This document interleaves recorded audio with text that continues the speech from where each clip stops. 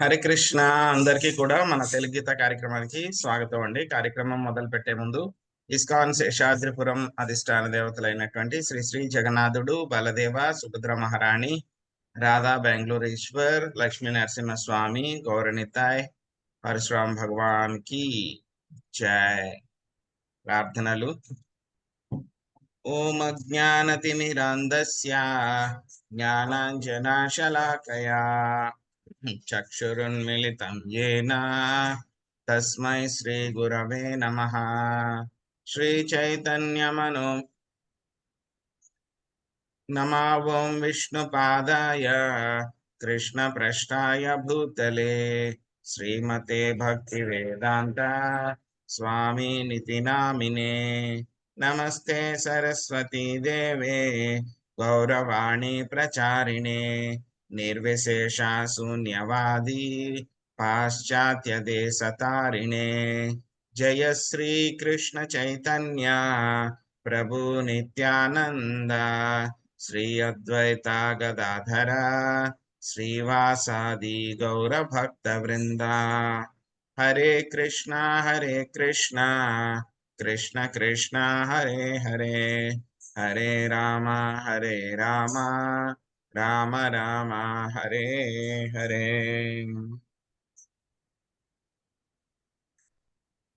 హరే కృష్ణ. ఈరోజు మనము 13వ అధ్యాయము, ఈ యొక్క అధ్యాయం పేరు ప్రకృతి పురుషుడు చైతన్యము. హరే కృష్ణ.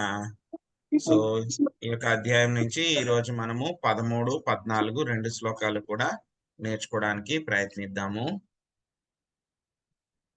జ్ఞేయం యత్తత్ ప్రవక్ష్యామి యజ్ఞాత్వామృతమశ్నుతే అనాదిమత్పరం బ్రహ్మ న సత్తన్నాసాదుచ్యతే.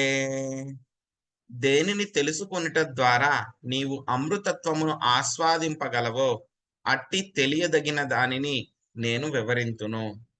ఆది లేనిదియు నాకు ఆధీనముగను అగు బ్రహ్మము జీవాత్మ భౌతిక జగత్తునందలి కార్యకారణములకు అతీతమై ఉండును. 14వ శ్లోకం.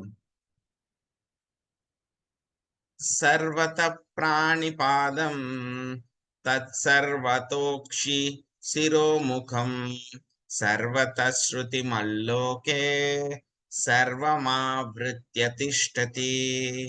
సర్వత్రా అతని హస్తములు, పాదములు, నయనములు, శిరములు, ముఖములు, కర్ణములు వ్యాపించి ఉన్నవి. ఆ విధముగా పరమాత్మ సర్వమును ఆవరించి ఉండును.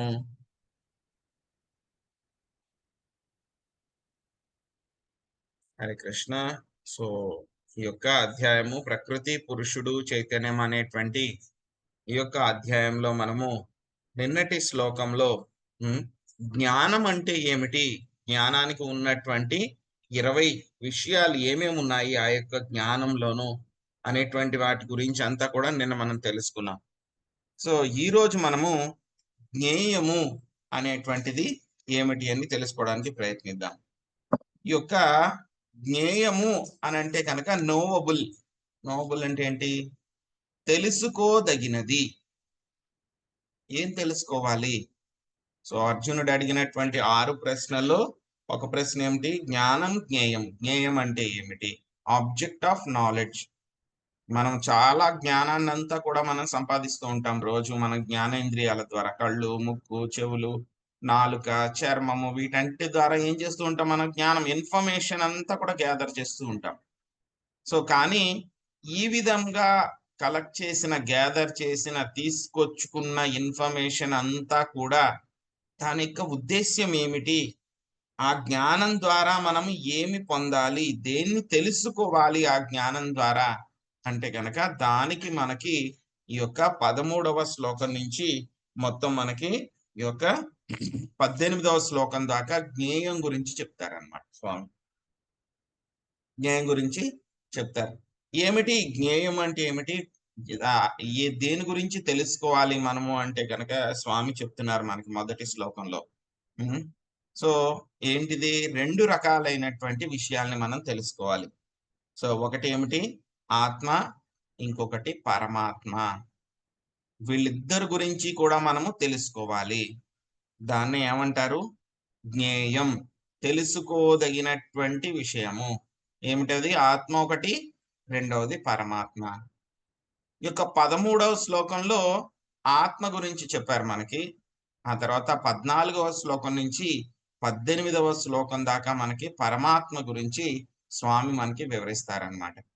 సో ఆత్మ గురించి, అదే విధంగా ఇంకా పరమాత్మ గురించి కొంచెం ఫీచర్స్ ఏంటి అని చెప్పి మనం నేర్చుకోవడానికి ప్రయత్నిద్దాము ఈరోజు మన యొక్క సెషన్లో.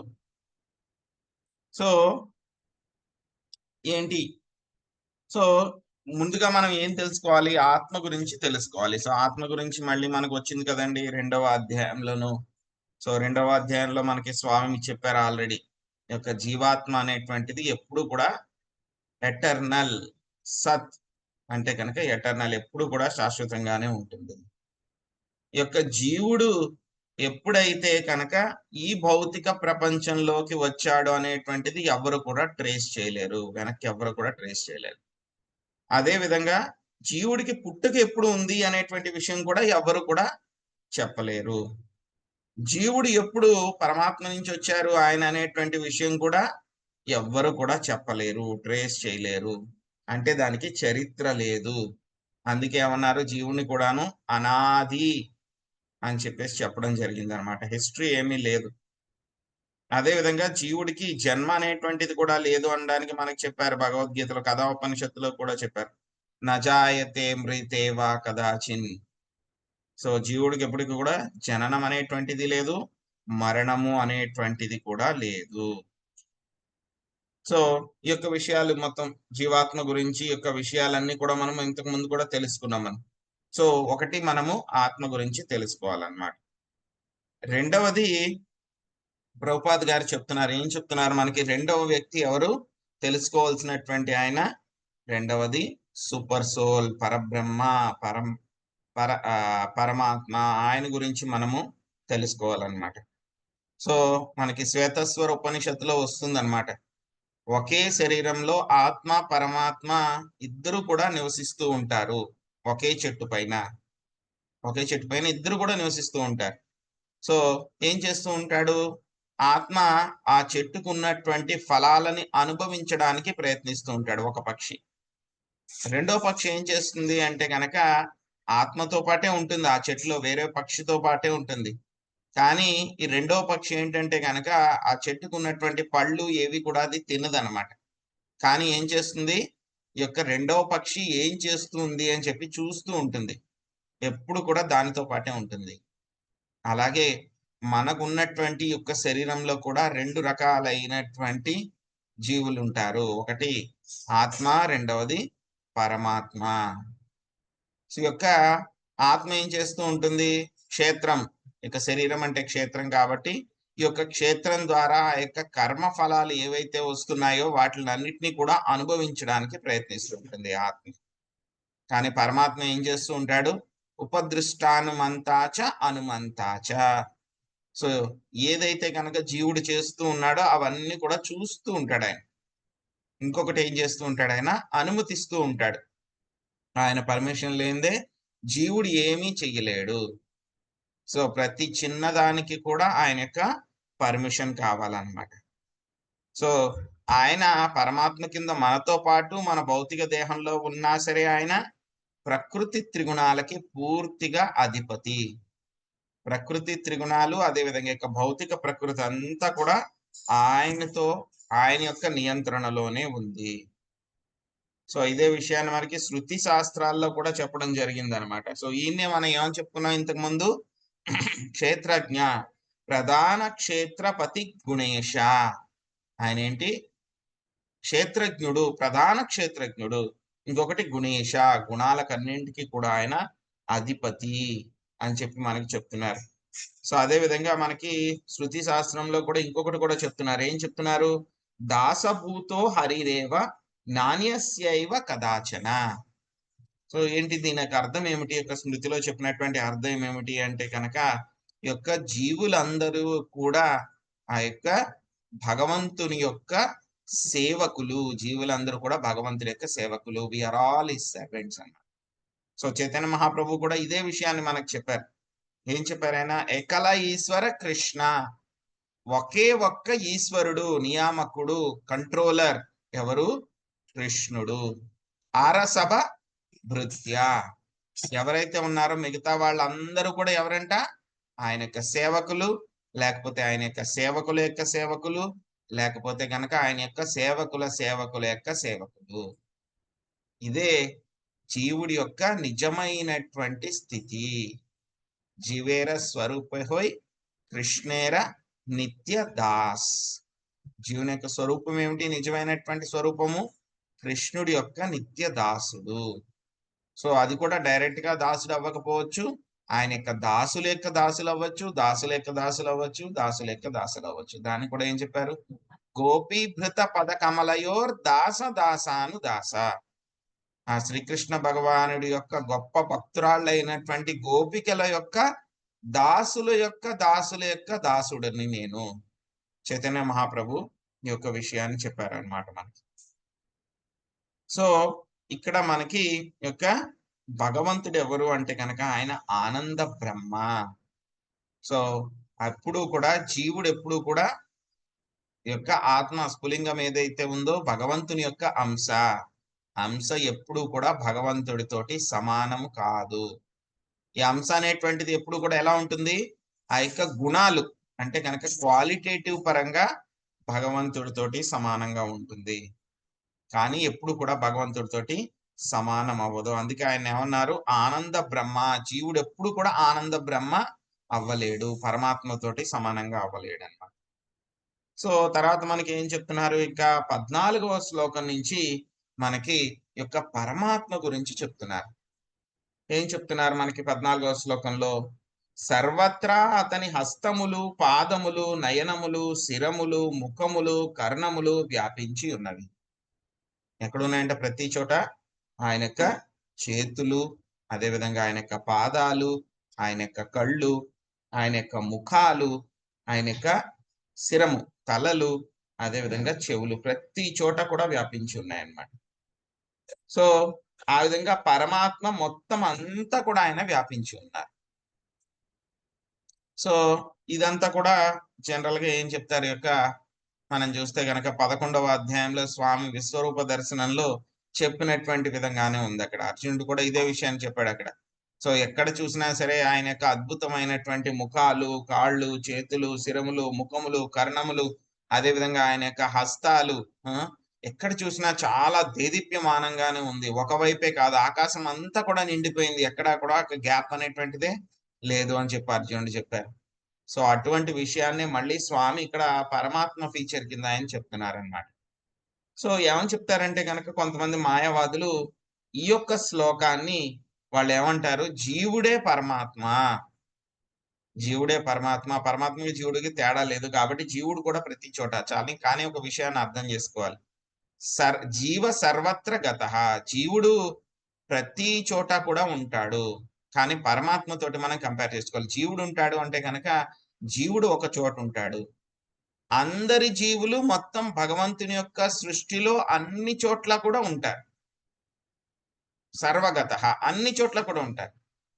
జీవులు ఉంటారు అంటే మల్టిపుల్, చాలా మంది ఉంటారు, కానీ ఒక జీవుడు మాత్రము ఒక చోట మాత్రమే ఉండగలడు. జీవులందరూ కలిసి అన్ని చోట్ల ఉండగలరు, కానీ పరమాత్మ కింద ఆయన ఒక్కడే అయినా సరే ప్రతి చోట కూడా ఆయన ఉండగలడు. ఇదే విషయాన్ని ఎవరికి చెప్తున్నారు అంటే కనుక ఈయన మన కనకదాస్ గారికి ఆయన గురువు గారు చెప్తున్నారన్న. సో వీళ్ళు కనకదాస్ గారు ఏంటంటే కనుక ఆయన గొర్రెలు కాచుకునేటువంటి వాడు అనమాట, తక్కువ కులానికి చెందినటువంటి వాడు. కానీ ఏంటంటే కనుక చాలా తెలివైనటువంటి శిష్యుడు, గొప్ప భక్తుడు అనమాట ఆయన. సో అందుకని ఏం చేశారు? చాలా తక్కువగా చూసేవారు అనమాట. మిగతా ఆయన యొక్క తోటి శిష్యులు ఎవరైతే ఉంటారో వాళ్ళందరూ కూడా తక్కువగా చూసారు. కానీ గురువు గారికి విషయం తెలుసు, ఎవరు ఎంత లెవెల్లో ఉన్నారు, భగవద్భక్తి స్థాయిలో ఎవరు ఏ రేంజ్ లో ఉన్నారని అందరికీ తెలుసు, గురువు గారికి తెలుస్తుంది అనమాట. అందుకని ఏం చేశారంటే కనుక ఒకసారి శిష్యులందరినీ కూడా పిలిచి ఒక ఎగ్జామ్ పెడతారండి. ఎగ్జామ్ పెడతారు. ఏమని చెప్తారు? అందరికి ఒక్కొక్క అరటిపండు ఇస్తారు. ఈ యొక్క అట్టిపండు మీరు తినాలి అంటారు. వెంటనే స్టూడెంట్స్ ముఖంలో, అందరి శిష్యుల ముఖంలో ఏమైపోయింది, ఒక గొప్ప వెలుగు వచ్చింది. ఆహా, గురువు గారు ఈ రోజు అట్టిపండు ఇచ్చారు మాకు అని చెప్పేసి. ఆగండి ఆగండి, తినే ముందు ఒక కండిషన్ ఉంది అంటారు. ఏంటి గురువు గారు అని అడుగుతారు. కనకదాసుకు కూడా ఇచ్చారు అట్టిపండు. ఈ అట్టిపండు మీరు ఎక్కడ తినాలి అని అంటే కనుక, ఎవ్వరు లేని చోటకి వెళ్ళి మీరు అక్కడ తినాలి. ఇది మీకు టెస్ట్. రేపు పొద్దున్నలోగా మీరు చెప్పాలి ఎలా తిన్నారు, ఎక్కడ తిన్నారు, ఏంటి అని చెప్పాలి అంటే. సో అందరూ వెళ్ళిపోయారు, శిష్యులందరూ కూడా వెళ్ళిపోయారు, కనకదాస్ కూడా వెళ్ళిపోయారు. ఈయన ఆలోచిస్తూ కూర్చున్నాడు రాత్రంతా కూడా, ఎలా తినాలి, భగవంతుడికి కనపడకుండా ఎలా తినాలి, ఎవ్వరూ లేకుండా ఎలా తినాలి అని ఆలోచిస్తున్నాడు. కొంతమంది పిల్లలు ఏం చేశారు అని అంటే కనుక, వాళ్ళు చీకటి గదిలోకి వెళ్ళిపోయి ఎవ్వరు లేని చోట తలుపులు వేసేసుకుని అక్కడ తినేశారు. కొంతమంది ఏం చేశారు, అడవిలోకి, ఊరు మారుమూల ప్రదేశానికి వెళ్ళిపోయి ఎవ్వరు లేనట్టు చూసి అక్కడ తినేశారు. కొంతమంది ఏం చేశారు, నీటి దగ్గరికి వెళ్ళి నీళ్ళల్లోకి మునిగి అక్కడ తినేశారు కొంతమంది. సో అలాగా రకరకాలుగా అందరూ కూడా తినేశారు అనమాట. మళ్ళీ గురువుగారు పిలిచారు అందరిని కూడా, పొద్దున్నే శిష్యులు అందరినీ కూడా పిలిచారు. ఏమైంది, అందరూ తిన్నారా లేదా, నేను ఇచ్చిన టెస్ట్ పూర్తి చేశారా లేదా, హోంవర్క్ అనమాట వాళ్ళందరికీ. సో మేమందరం తినేసాం గురువుగారు అని చెప్పని అందరూ కూడా చేతులు ఎత్తారు అనమాట, మేము తినేసాం అని చెప్పేసి. సో కానీ అక్కడ కనకదాస్ మాత్రం తినరా అనమాట, అట్టిపండు చేతిలోనే పట్టుకుని వచ్చేస్తారు వెనక్కి. సో అందరూ చూసి నవ్వుతారు కనకదాస్ని. నువ్వు తినలేదా అట్టిపండు, అట్టిపండు తినడం కూడా రాదా నీకు, తెలివి తక్కువ వాడు అనుకున్నాం కానీ అట్టిపండు తినడం కూడా తెలియనటువంటి వాడు తెలివి తక్కువ వాడు అనుకోలేదని అందరూ చూసి నవ్వుతారు కనకదాస్. అప్పుడు గురుగారు అందరిని అడుగుతారనమాట, ఒక్కొక్కరిని పిలిచి, నువ్వు ఎక్కడ తిన్నావయ్యా అని అడుగుతారు. గురుగారు, నేను చీకటి గదిలోకి వెళ్ళి ఎవరూ లేని చోట చూసి తినేశానండి. ఇంకొక అతన్ని పిలుస్తారు, అతనేమంటారు, నేను ఊరు చివరికి వెళ్ళి తినేశానండి, ఎవ్వరు లేరు అక్కడ అని చెప్పని అంటారనమాట. ఇంకొక అతను అడిగితే గనక, నేను అర్ధరాత్రి తిన్నానండి, అర్ధరాత్రి అయితే అందరూ పడుకుని పోయి ఉంటారు కదా, ఎవ్వరు లేరు, అటువంటి సమయంలో నేను తిన్నానని చెప్పి అలా రకరకాలుగా అందరూ చెప్తారనమాట. అప్పుడు కనకదాసని పిలుస్తారు చివరి. కనకదాసని పిలిచి, నువ్వేంటయ్యా తినకుండా వచ్చావు అట్టిపండు, నేను ఇచ్చిన ఆజ్ఞ అంటే గనక నీకు లెక్కలేదా, పూర్తి చేసుకుని రావాలి కదా నువ్వు అని చెప్పని అంటారు. అప్పుడు కనకదాస్ గారు చెప్తారనమాట, నేను ప్రయత్నించానండి, ఎక్కడికి వెళ్ళినా సరే నాకు స్వామి కనబడుతూ ఉన్నారు, ఎక్కడికి వెళ్ళినా సరే ఆయన ప్రతి చోట కూడా నన్ను చూస్తూనే ఉన్నారు. కాబట్టి నేను ఎలా తినగలనండి, నేను నిద్రలో ఉన్నా, చీకటి గదిలోకి వెళ్ళినా, ఎక్కడికి వెళ్ళినా సరే. అందుకే నేను తినలేదండి, తినకుండా ఇంక తీసుకొచ్చేసాను ఇది. ఎందుకంటే గనక ఎవరు లేనప్పుడే తినమన్నారు కాబట్టి, నేను ఆ కండిషన్ నాకు ఎక్కడ దొరకలేదు అటువంటి సిచ్యువేషన్. కాబట్టి నేను వచ్చేసానండి, తినకుండా వచ్చానంటారు. అప్పుడు గురువుగారు చెప్తారనమాట, ఎస్, హి ఈజ్ కరెక్ట్. ఎందుకంటే గనక మనం నేర్చుకున్నటువంటి పాఠాలు నేర్చుకోవడమే కాదు, ప్రాక్టికల్ గా కూడా దాన్ని రియలైజ్ చేసుకున్నాడు ఈయన. కాబట్టి ఈయన కరెక్ట్. సో మీరందరూ కూడా తప్పు చేశారు. ప్రతి చోట కూడా మీతో పాటు సాక్షిభూతుడి కింద పరమాత్మ మిమ్మల్ని చూస్తూనే ఉన్నాడు ఎక్కడైనా సరే. కాబట్టి మీరు ఎక్కడికి వెళ్ళినా సరే దాన్ని తినలేరు. తిన్నారంటే కనుక మీరు ఆ యొక్క నా జ్ఞానాన్ని రియలైజ్ అవ్వలేదు అని అర్థం. సో కానీ ఏమంటారు మాయావాదులు, ఏమంటారు, ఈ యొక్క శ్లోకాన్ని పరబ్రహ్మాన్ని జీవుడితోటి సమానం చేసేస్తారు అనమాట. వాళ్ళు ఏమంటారు, మాకు కూడా ఉన్నాయి, అన్ని చోట్ల ఉండేటువంటి కాళ్ళు, చేతులు, తలలు, ముఖాలు, చెవులు అన్నీ ఉన్నాయి, మాకు కూడా ఉన్నాయి. ఎస్, జీవుడికి మేము కూడా ఉన్నాయి, జీవుడికి కూడా ఉన్నాయి. కానీ ఏంటంటే కనుక మేము ఇప్పుడు మర్చిపోయాం. ఇంకోటి ఏంటి, ఆ యొక్క కాళ్ళు చేతుల్ని ఎలాగ యాక్సెస్ చేయాలనేటువంటి విషయం మర్చిపోయాం మేము. ఎందుకంటే కనుక భౌతిక ప్రకృతి యొక్క మాయలో పడిపోయాం కాబట్టి మర్చిపోయాం. ఆ జ్ఞానం లేదు మాకు. ఎప్పుడైతే కనుక మేము జ్ఞానాన్ని సంపాదిస్తామో ఏమవుతుంది, ఆ యొక్క కాళ్ళు, చేతులు, తలలు వీటిని అన్నిటిని కూడా యాక్సెస్ చేసే శక్తి మాకు వచ్చేస్తుంది. ఎలా యాక్సెస్ చేయాలనే విషయం తెలిసిపోతుంది.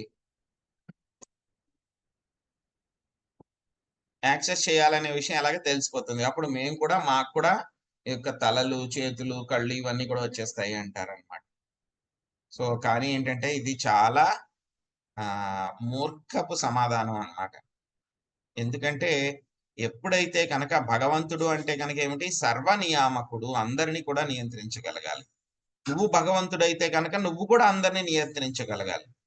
నువ్వు నియంత్రించట్లేదు, మాయ అధీనంలోకి వచ్చేసావు, నువ్వు మర్చిపోయావు అంటే కనుక సర్వనియామకుడు ఎలా అయ్యావు అంటే నువ్వు భగవంతుడు కాదు అని అర్థము అని చెప్పి అర్థమైపోతుంది అనమాట.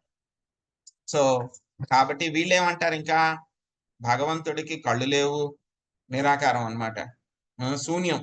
కళ్ళు లేవు, చేతులు లేవు, తలలు లేవు, చెవులు లేవు, ఏమీ లేవు ఆయనకి. ఆయనకి గుణాలే లేవు, ఒక రూపం కూడా లేదు ఆయనకి అని చెప్పేసి ఆయన ఆ విధంగా ఒక డంబ్ అండ్ డల్ పర్సన్ ని, కనపడనటువంటి వ్యక్తి కింద తయారు చేసి కూర్చోబెట్టేస్తారు అన్నమాట. కానీ ఏం చెప్తున్నారు ఇక్కడ మనకి ఈ శ్లోకంలో ఏం చెప్తున్నారు? ఆయనకి ప్రతి చోట కూడా ఆయనకి చేతులు, కాళ్ళు, తలలు, ముఖాలు, కర్ణాలు, నోళ్ళు అన్ని కూడా ప్రతి చోట కూడా ఉంటాయి. ఆయన ఎక్కడి నుంచి కావాలంటే గనక అక్కడి నుంచి ఆయన వీటిల్ని యాక్సెస్ చేయగలరు. ప్రతి చోట కూడా ఆయన ఉన్నాడు. ప్రతి చోట కూడా ఆయన యొక్క ఇంద్రియాలన్నీ కూడా ఉన్నాయి.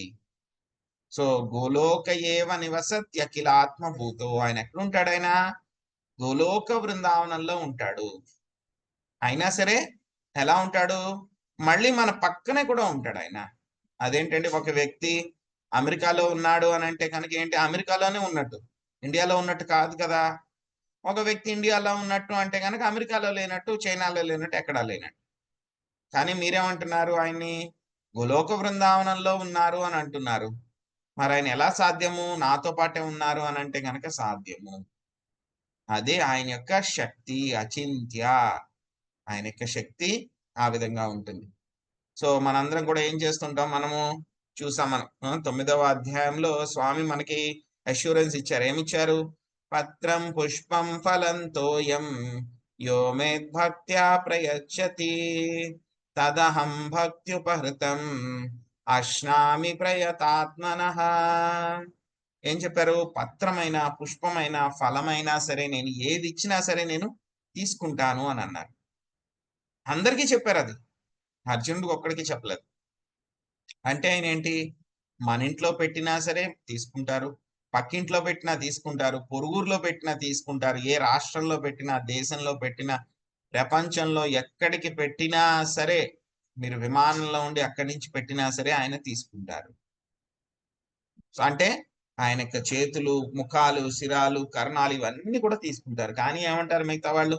ఆయనకు కళ్ళు లేవు, ముక్కు లేవు, చెవులు లేవు. శూన్యవాదులు అన్నమాట, మాయావాదులు అందరూ. శూన్యవాదులు వాళ్ళు అలా చెప్తూ ఉంటారు, ఏమీ లేదు, అది లేదు, ఆయన ఏం చేయలేడు. సో కేవలం ఒక బ్రహ్మ పదార్థం అంతే, ఒక డల్ కింద, మ్యాటర్ కింద ఆయన ఉంటాడు అని చెప్పి చెప్తారన్నమాట. కానీ ఇది తప్పు అన్నమాట. అది భగవంతుడిని ఆ విధంగా చేసి మాట్లాడు. దీన్ని ప్రూవ్ చేయడానికి భగవంతుడు ఎన్నో ఎన్నో ఎన్నో ఎన్నో ఉదాహరణలు చెప్పారన్నమాట. లీలలు చేశారు, ఎన్నో ఎన్నో లీలలు చేశారు. సో ఆయన చెప్పినట్లు, మనకి భగవద్గీతలో చెప్పినట్లు పత్రం పుష్పం నేను తీసుకుంటాను నువ్వు ఇచ్చే ఆఫరింగ్ ప్రూవ్ చేయడానికి అని చెప్పి ఆయన ఆ విషయాన్ని కూడా ఆయన యొక్క భక్తుల ద్వారా ఆయన మనందరికీ కూడా చెప్పారనమాట. అటువంటి ఒక గొప్ప భక్తుడు ఎవరు అంటే కనుక దాస్య భౌరి అన్నమాట. సో ఈయన ఎక్కడ ఉండేవాడు అని అంటే కనుక, ఈయన పూరి నుంచి కొంచెం దూరంలో వాళ్ళ ఊరు ఉండేది అనమాట, ఒక మారుమూల గ్రామంలో ఉండేవాడు ఆయన. ఈయన వృత్తిరీత్యా ఏంటంటే కనుక బట్టలు నేసేటువంటి వ్యక్తి అనమాట. సో అంటే గనక అప్పట్లో ఏంటంటే గనక ఆయన తక్కువ జాతికి చెందినటువంటి వాడన్నమాట. సో ఎవరైతే ఉన్నత కులాల వాళ్ళు ఉన్నారో ఆయన్ని కొంచెం దూరంగా ఉంచేవాళ్ళు అన్నమాట. సో ఏమవుతుంది, ఆ విధంగా దూరంగా ఉంచేవాళ్ళు. సో అటువంటి వాళ్ళందరికీ కూడా దాస్య బౌరి, ఈయన బౌరి కూడా ఏమనుకునేవాడు అని అంటే కనుక, ఆ, నాకు తక్కువ జన్మ వచ్చింది ఇప్పుడు. అంటే ఏమిటి, నేను ఏదో పాపం చేశాను, పాపం చేశాను కాబట్టి నాకు తక్కువ జన్మ వచ్చింది, కాబట్టి నేనేం చేయాలి? ఈ జన్మలో నేను పుణ్యం చేయాలి. పుణ్యం చేస్తే కనుక ఏమవుతుంది, నాకు పుణ్యం వస్తుంది. ఆ పుణ్యం వచ్చిన తర్వాత మళ్ళీ ఆ యొక్క పుణ్యాన్ని నేను సాధించుకున్న తర్వాత బ్రాహ్మణుడి కింద మళ్ళీ నాకు జన్మ వస్తే కనుక, ఆ జన్మలో మళ్ళీ నేను భక్తి చేస్తే అప్పుడు నేను భగవద్ధామానికి వెళ్ళగలను, ముక్తి పొందగలను అని చెప్పి అటువంటి భావనలో ఉన్నాడు. ఈ విధంగా ఉండేవాడు ఈయన. సార్ ఏమైంది, వాళ్ళ ఊళ్ళో వాళ్ళందరూ కూడా రథయాత్రకు వెళ్తున్నారన్నమాట.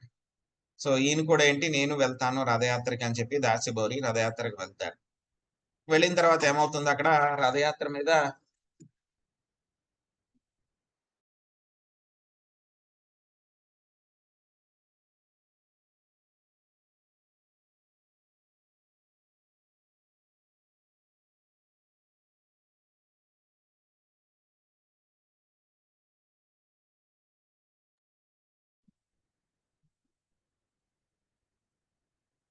సో ఆయన రథయాత్రకి వెళ్తారు. వెళ్ళిన తర్వాత జగన్నాథుణ్ణి చూస్తారనమాట. ఆయన చూస్తే ఆయన యొక్క పెద్ద పెద్ద కళ్ళు, ఆ కళ్ళు నల్లని కళ్ళు చుట్టూరు మళ్ళీ ఒక తెల్లని ఒక వృత్తాకారంలో మళ్ళీ బయట ఆ యొక్క కనుగుడ్లు ఇవన్నీ కూడా చూసి చాలా మెస్మరైజ్ అయిపోతాడండి.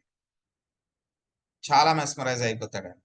సో ఆ విధంగా ఆయన చూస్తూ చూస్తూ అదే యొక్క ఫామ్ ఆయనకి గుర్తుండిపోతుంది అనమాట. సో జగన్నాథ్ దర్శనం చేసుకుని అక్కడ ఆయన మూర్చిపోతాడు అనమాట. అక్కడ మూర్చిపోయి మళ్ళీ ఆ తర్వాత తేరుకుని జగన్నాథ్ దర్శనం అంతా పూర్తి చేసుకుని మళ్ళీ వాళ్ళ ఇంటికి వస్తారనమాట. ఇంటికి వచ్చిన తర్వాత అప్పట్లో వాళ్ళకి ఏంటంటే కనుక ఎవరైనా జగన్నాథ్ పూరిలో ఒక ఆచారం ఏంటంటే కనుక జగన్నాథ్ దర్శనం చేసుకుని రథయాత్ర మీద ఎవరైనా వాళ్ళ ఇంటికి వస్తే కనుక వాళ్ళకి ఒక స్పెషల్ గా ఒక ఐటెం తయారు చేసి ప్రసాదం వాళ్ళకి పెడతారనమాట ఇంట్లో. సో ఈయన చాలా పేదవాడు కదా. సో పాపం వీళ్ళ ఆవిడ ఏం చేస్తుందంట, ఆ రైస్ ఉంటే కనుక బియ్యం ఉంటే కనుక వాటిని ఉడకబెట్టి అన్నం తయారు చేసి దాని మీద ఆకుకూరలతోటి సాగు అని చెప్పేసి ఒకటి తయారు చేసి ఆవిడ పెట్టిందండి.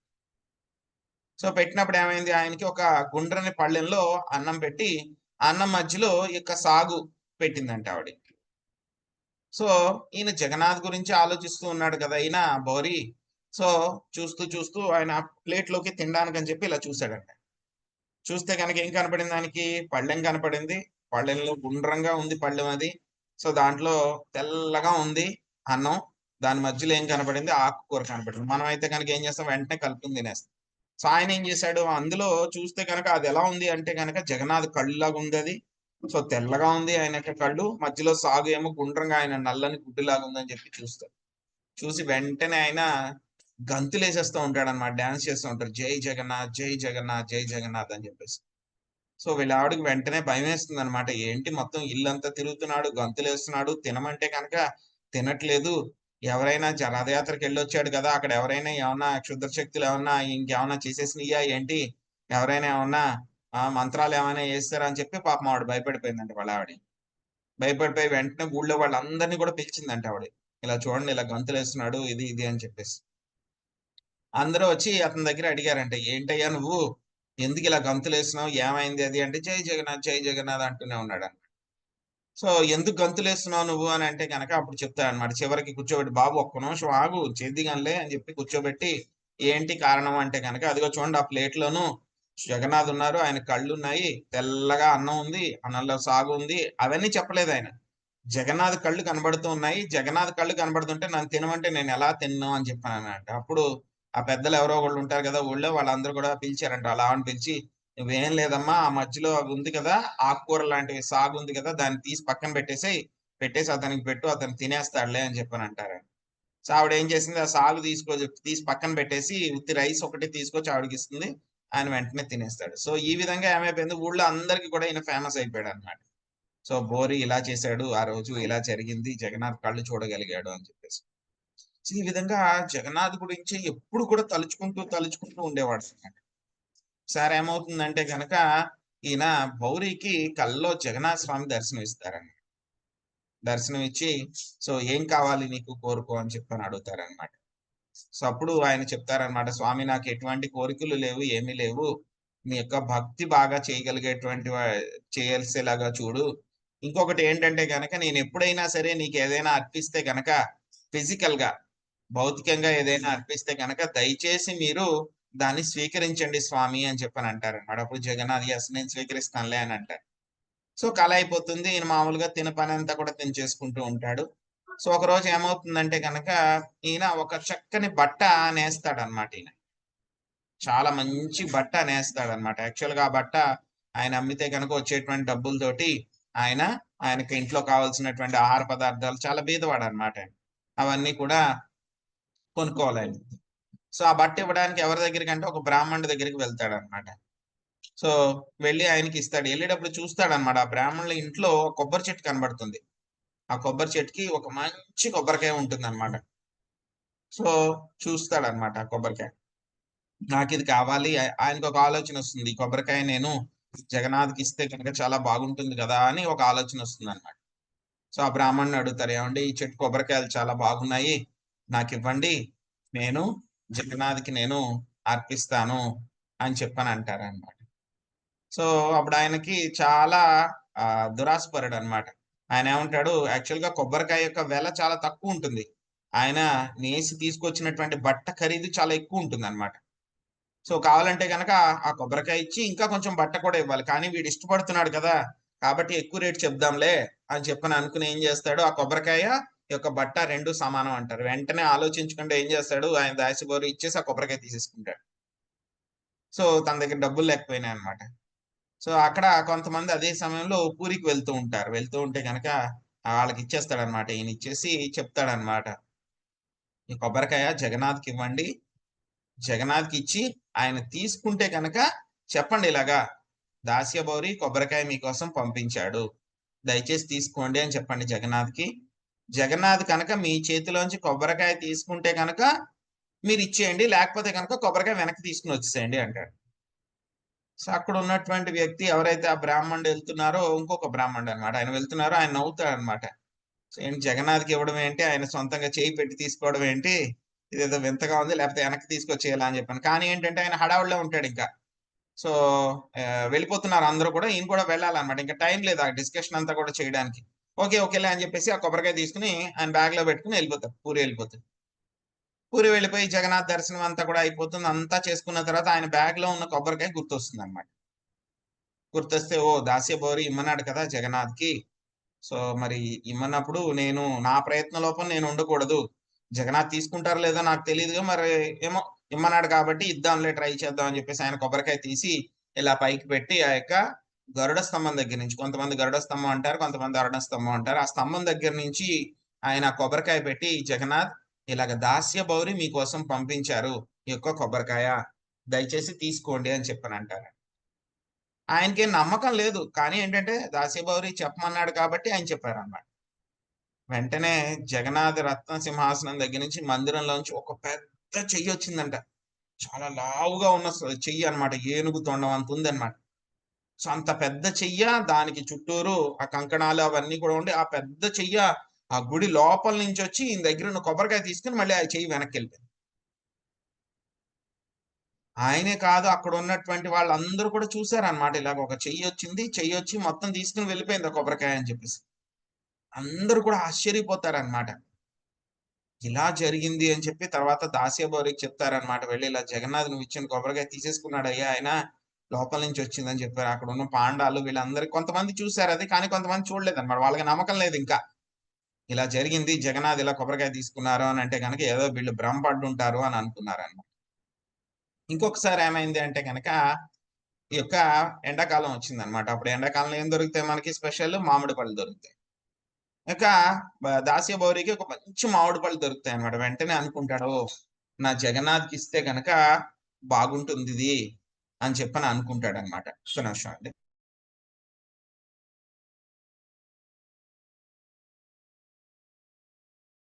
సో జగన్నాథ్కి మామిడి పళ్ళు ఇస్తే బాగుంటుంది అని చెప్పేసి ఆయన ఆ మామిడి పళ్ళు తీసుకుని పూరి వెళ్తాడు అనమాట. పూరి వెళ్ళి అదే విధంగా ఆయన గరుడ స్తంభం దగ్గరికి వస్తే అరుణ స్తంభం దగ్గరికి వస్తారనమాట. వస్తే కనుక ఏం చేస్తారు, జనరల్ గా పూరిలో ప్రాక్టీస్ ఏంటంటే కనుక మనం ఏదైనా ఆఫరింగ్ తీసుకొస్తే కనుక వాళ్ళు పాండాలు వస్తారు. పాండాలు వచ్చి నేను ఆఫర్ చేస్తాను అని చెప్పి తీసుకుని వెళ్తారు. స్వామికి వాళ్ళు ఆఫర్ చేసి మళ్ళీ మనకి ప్రసాదం ఇస్తారు అన్నమాట. సో అలాగే ఈయన దాసిబౌరి తీసుకొచ్చిన మామిడి పళ్ళు చాలా చాలా బాగున్నాయి అన్నమాట. చాలా పెద్ద బుట్ట అది. సో నేను ఇస్తాను, నేను ఆఫర్ చేస్తాను, ఎందుకంటే ఎంత కొంత ప్రసాదం వాళ్ళకు కూడా వస్తుంది కదా, అందుకని నేను ఆఫర్ చేస్తా అంటారు. దాస్యబౌరి అంటారు, నేను ఆఫర్ చేయనివ్వను, నేనే సొంతంగా జగన్నాథ్కి ఆఫర్ చేసుకుంటాను.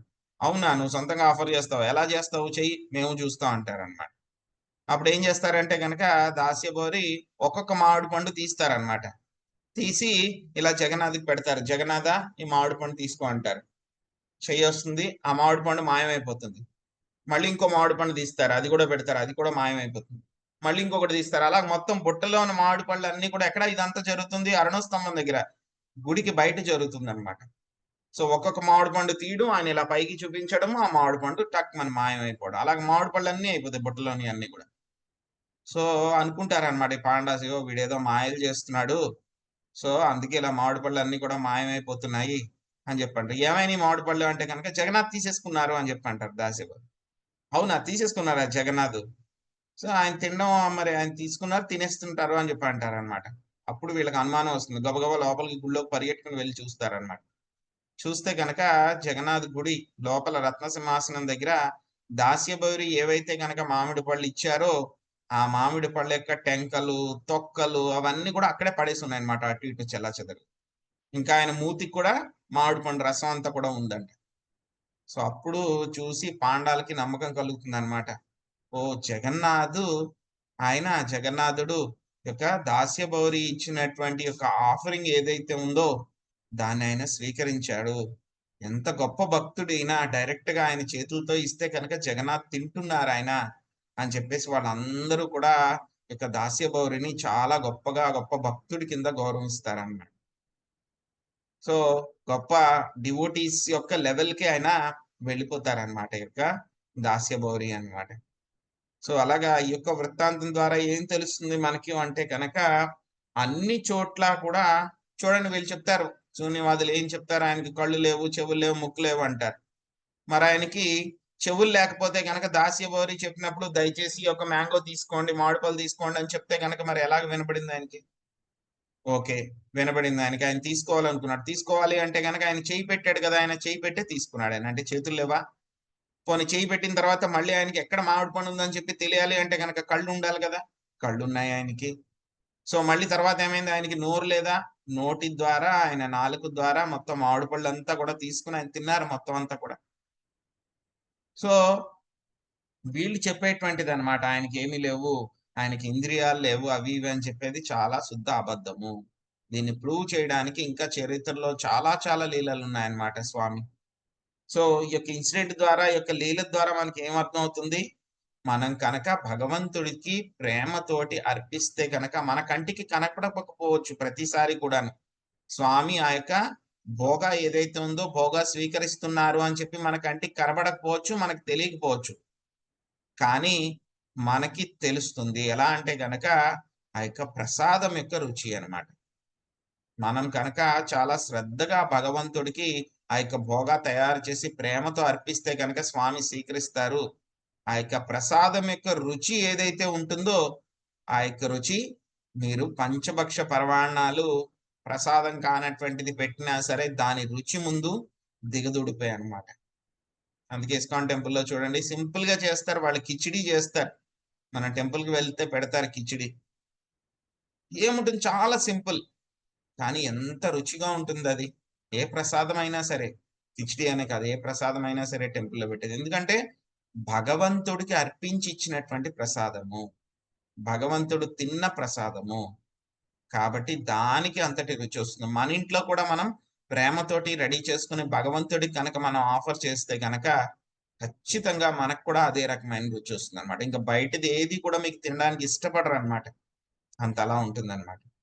సో ఇదండి మనం ఈరోజు పరమాత్మ గురించి తెలుసుకున్నటువంటి కొంత విషయం తెలుసుకున్నాం మనము. ఈ యొక్క పరమాత్మ గురించి జ్ఞేయం ఏదైతే కనుక తెలుసుకోదగినటువంటి దాని గురించి 15, 16, 17, 18 శ్లోకం వరకు కూడా మనకి ఈ యొక్క విషయాలన్నీ కూడా వస్తాయి అన్నమాట. యాక్చువల్ గా ఈ యొక్క శ్లోకాలు 14 to 17 వరకు చూస్తే గనక మనకంతా కూడా వేదాంతాల్లో చెప్పినట్టు అలాగే ఉంటుంది, మనకంతా కూడా నిరాకారం గురించి చెప్పారా అన్నట్టు ఉంటుంది. కానీ శ్రీల ప్రభుపాదుల వారి యొక్క దయ వలన మనకేంటంటే ప్రతి భాష్యంలో కూడా ఆయన 18వ శ్లోకంలో రివీల్ చేస్తారు, నేను పరమాత్మని, నేనే దాని గురించి చెప్తున్నాను అని చెప్పేసి. కానీ ఏంటంటే ప్రభుపాద్ గారి యొక్క కృప వలన మనం 18వ శ్లోకంలో చెప్తారనమాట. 18వ శ్లోకం వరకు వెళ్ళకుండా ముందే మనకి 14వ శ్లోకం నుంచే కూడా మనము ఈ విధంగా అర్థం చేసుకోవాలి అని చెప్పి ప్రభుపాద్ గారు మనకి చెప్పడం జరిగిందనమాట. అంటే ప్రభుపాద్ గారు మనకి ఏ విధంగా అయితే చూపిస్తున్నారో, ఏదైతే చూపిస్తున్నారో అది మనము చక్కగా దర్శించగలము, చదువుకోగలము, నేర్చుకోగలము అన్నమాట. శ్రీల ప్రభుపాదికి నితాయ్ గౌర్ ప్రేమానందే. హరి హరి హరే కృష్ణ. హరే కృష్ణ ప్రభుజీ, దండవత్ ప్రణామం ప్రభుజీ, ధన్యవాదాలు ప్రభుజీ. హరే కృష్ణ. హరే హరే కృష్ణ ప్రభుజీ, దండవత్ హరే ప్రణామం. కృష్ణ ప్రభుజీ, దండవత్ ప్రణామాలు. హరే కృష్ణ. ప్రభుజీ, దండవత్ ప్రణామం.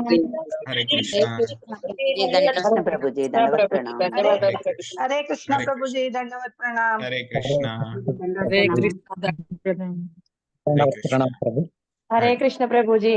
హరే కృష్ణ ప్రభుజీ, దండవత్ ప్రణామం. హరే హరే కృష్ణ. కృష్ణ ప్రభుజీ, దండవత్ ప్రణామం. హరే హరే కృష్ణ. కృష్ణ ప్రభుజీ, దండవత్ ప్రణామం. హరే కృష్ణ.